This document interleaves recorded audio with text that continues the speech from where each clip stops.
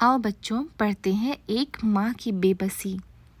इस कविता को पढ़ते समय आँखों के सामने कई चित्र बनते हैं।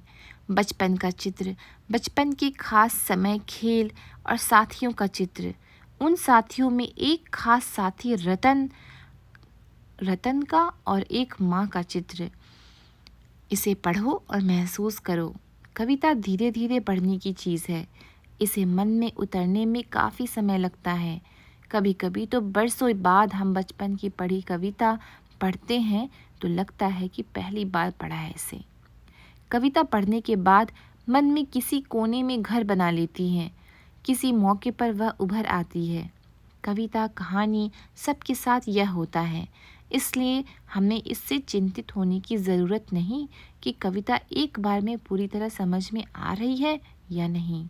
अगर उससे सिर्फ एक चित्र भी उभरता है तो कविता कामयाब है।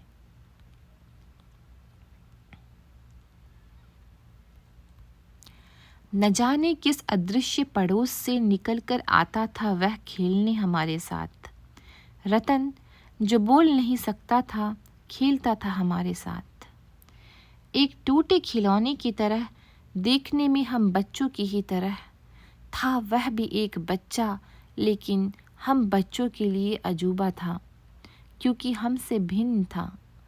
थोड़ा घबराते भी थे हम उससे, क्योंकि समझ नहीं पाते थे उसकी घबराहटों को, न इशारों में कही उसकी बातों को, न उसकी भयभीत आँखों में हर समय दिखती उसके अंदर की छटपटाहटों को।